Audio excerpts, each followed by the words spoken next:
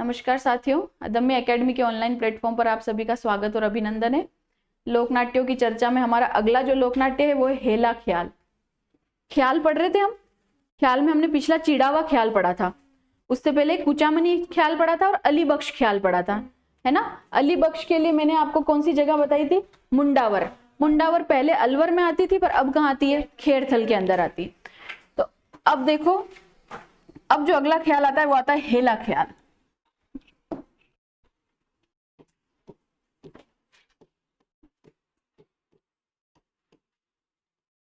हेला ख्याल।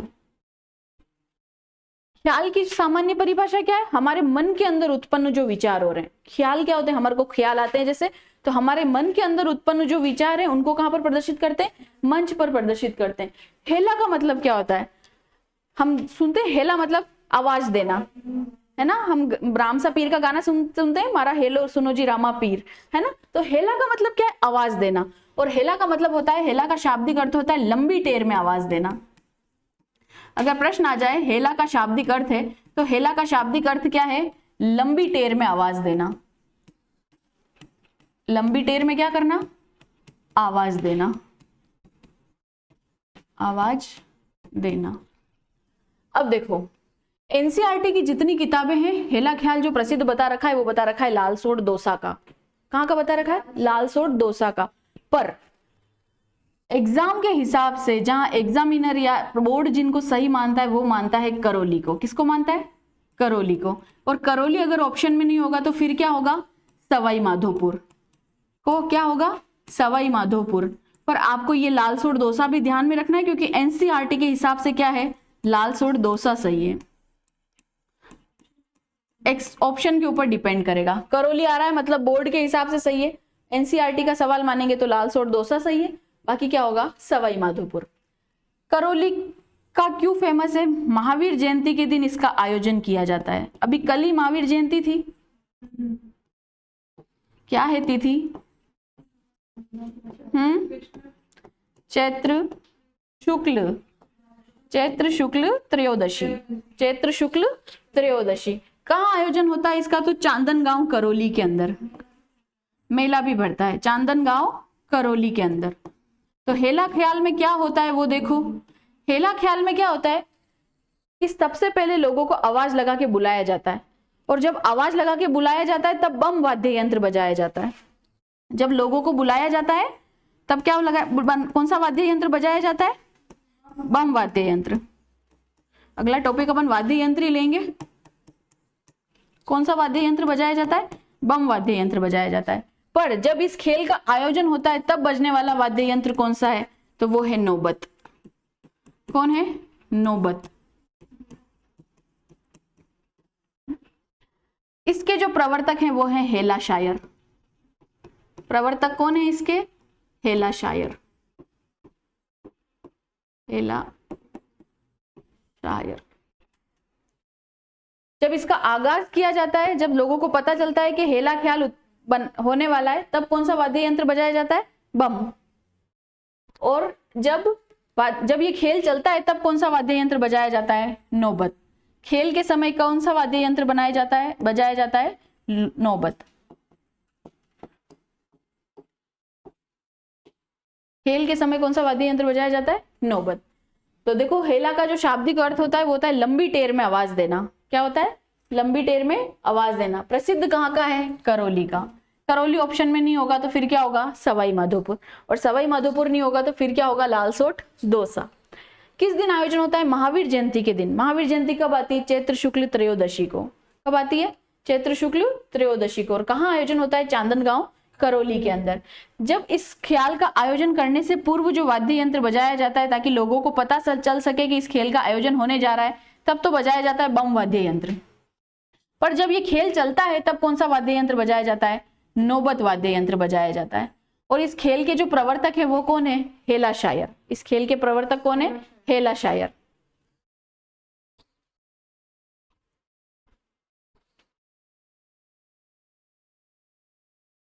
चले आगे। अब देखो, दूसरा जो ख्याल आता है अपने पास में, तुर्रा कलंगी। सबसे इंपॉर्टेंट, सबसे ज्यादा पूछा जाने वाला तुर्रा कलंगी।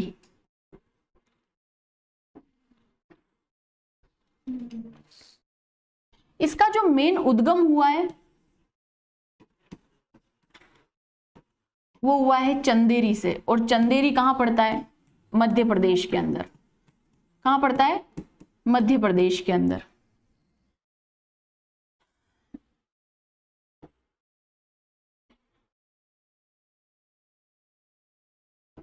तुकनगीर और शाह आलम कौन है? तुकनगीर और शाह आलम, ये दोनों जो थे मुस्लिम संत थे। क्या थे? मुस्लिम संत थे। और मुस्लिम संत कहाँ के थे? मेवाड़ के। कहाँ के थे? मेवाड़ के। परंतु कहाँ जाते हैं? एमपी में रहते हैं। वहां क्या करते हैं? इस तुर्रा कलंगी का क्या करते हैं? आयोजन करते हैं। इनका नाम तुर्रा और कलंगी कैसे पड़ा? चंदेरी का राजा था, उस राजा ने इस कला से प्रभावित होकर तुकनगीर को तो दिया अपने पगड़ी का तुर्रा। क्या दिया? तुर्रा दिया। और शाह आलम को क्या दिया? कलंगी। शाह आलम को क्या दी? कलंगी। तब से इसका नाम क्या पड़ गया? तुर्रा कलंगी। क्या पड़ गया? तुर्रा कलंगी। कौन है? तुकनगीर और शाह आलम, दोनों क्या है? मुस्लिम संत हैं। कहाँ रहते थे?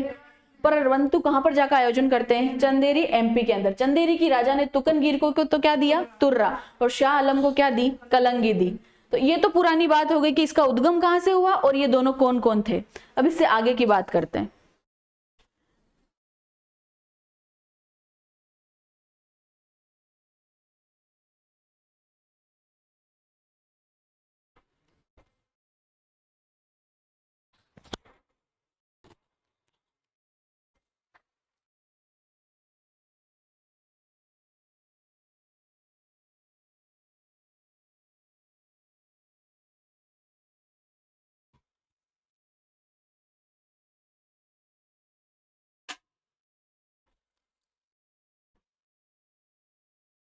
क्लियर?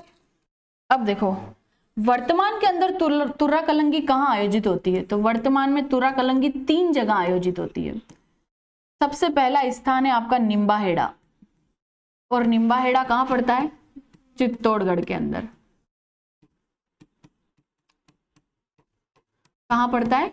चित्तौड़गढ़ के अंदर। दूसरा जो स्थान है वो है आपका गोसुंडी, और गोसुंडी भी कहाँ पड़ता है? गोसुंडी का शिलालेख आपको ध्यान में होगा, है ना। तीसरा जो स्थान है वो है नीमच।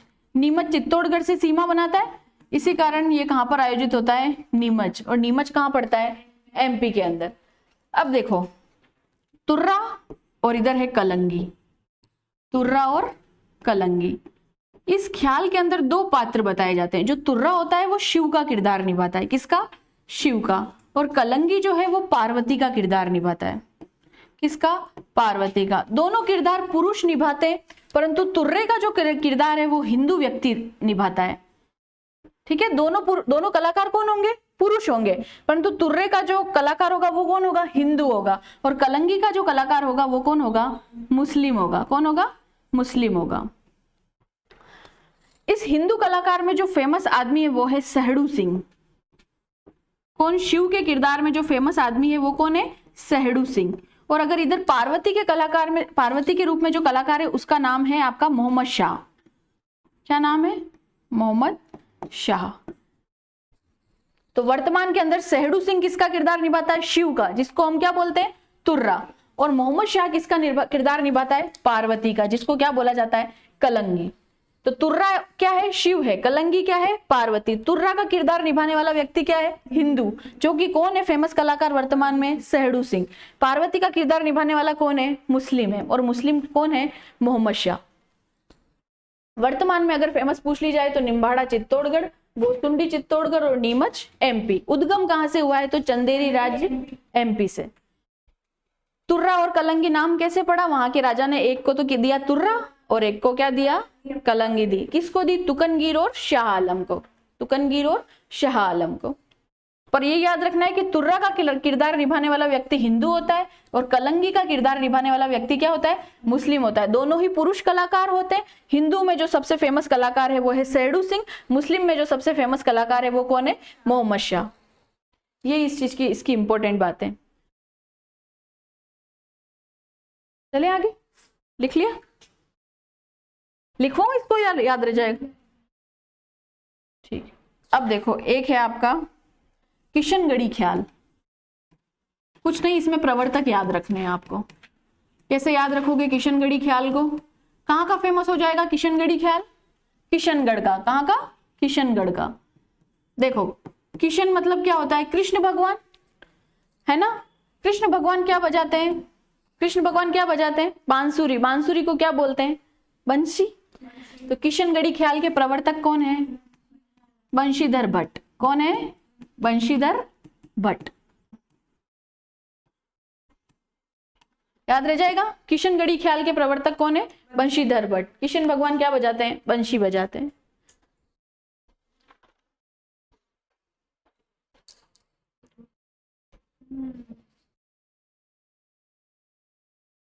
एक देखो मांझ ख्याल, तमाशा अलग है, तमाशा अलग है, हाँ उसमें अलग है, इसमें अलग है। मांझ ख्याल जो है, देखो मां से मांझ और मां से मारवाड़, कहाँ का फेमस है? मारवाड़ क्षेत्र का। इसके जो प्रवर्तक हैं वो है बक्सी राम। कौन है? बक्सी राम। कैसे याद रख सकते हो बक्सी राम को? देखो मारवाड़ का जो क्षेत्रफल है ना, क्षेत्रफल की दृष्टि से सबसे बड़ी रियासत है, आप बक्से में बंद नहीं कर सकते उसको, तो क्या याद रखोगे? बक्सी राम। तो मांझ ख्याल मां से मांझ और मां से मारवाड़, और इसको किस में बंद नहीं कर सकते? बक्से में, क्योंकि बहुत बड़ी रियासत है क्षेत्रफल की दृष्टि से, इसलिए क्या हो जाएगा? बक्सी राम। एक है नागौरी ख्याल,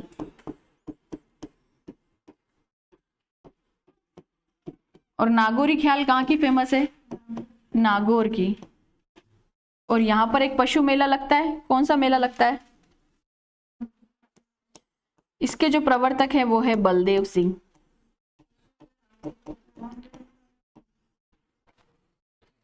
यहाँ पे तेजाजी पशु मेला लगता है नागौर में।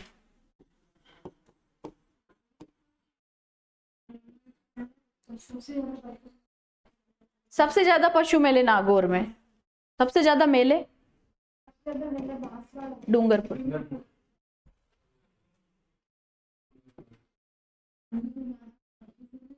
डूंगरपुर। तो नागौरी ख्याल कहाँ की फेमस है? नागौर की। प्रवर्तक कौन है? बलदेव सिंह। बेल फेमस है वहां के, तो क्या याद रखो? बलदेव सिंह। इसमें क्या याद रखना है? किशनगढ़ी ख्याल, किशनगढ़ से किशनगढ़, और प्रवर्तक कौन हो जाएंगे? बंशीधर भट्ट। किशन जी क्या बजाते हैं? बंशी बजाते हैं। मांझ ख्याल मां से मांझ, मां से क्या हो जाएगा? मारवाड़। मारवाड़ का क्षेत्रफल इतना बड़ा है, बक्से में बंद नहीं कर सकते, इसलिए क्या है? बक्सी राम। नागौरी ख्याल कहाँ की? नागौर की। वहां के बेल फेमस है, तो क्या हो जाएगा? बलदेव सिंह। ठीक है, तो ख्याल कंप्लीट हो जाता है। एक कला आती है चार बेत कला, चार बेत लोक नाट्य। ये चार बेत जो प्रसिद्ध है वो कहाँ का प्रसिद्ध है? टोंक का। कहाँ का प्रसिद्ध है? टोंक का। आज वर्तमान के अंदर आप कव्वाली सुनते हैं, कव्वाली सुनते हैं, ये कव्वाली का ही रूप है। इसी के अंदर घुटनों के ऊपर बैठा जाता है, डफली वाद्य यंत्र का प्रयोग किया जाता है, शायराना अंदाज में क्या कही जाती है? कव्वालियां कही जाती है। तो चार बेत क्या है? वर्तमान का क्या है? कव्वाली रूप है। तो इसके अंदर जो प्रयुक्त वाद्य यंत्र है वो क्या है? डफली। प्रयुक्त वाद्य यंत्र क्या है? डफली। प्रयुक्त वाद्य यंत्र है डफली। क्या है? वर्तमान का कव्वाली, वर्तमान की कव्वाली। पद किस में गाए जाते हैं? शायराना अंदाज में। किस में गाए जाते हैं? या पठानी या शायराना अंदाज, दोनों लिख लो। पठानी, शायराना अंदाज।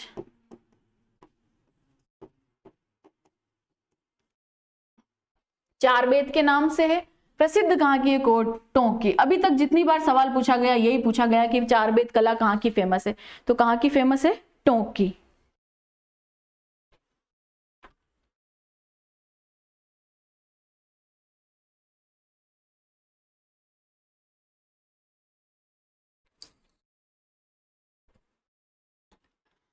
एक है कादरा भूतरा, ये हाँ हाँ ये खत्म है।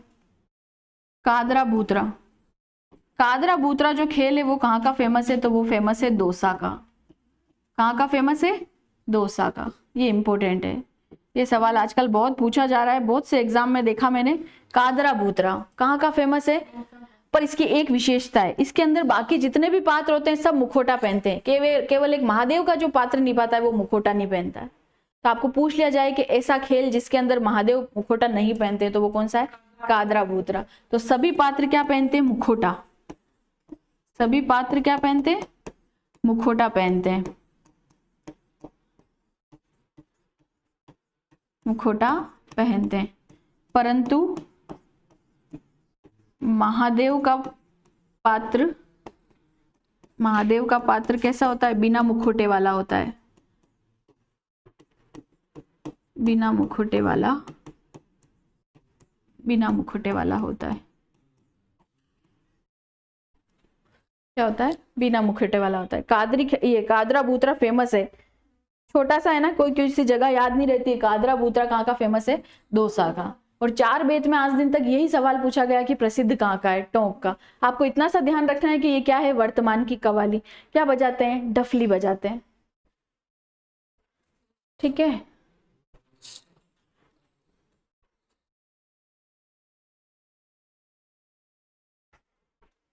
चले आगे।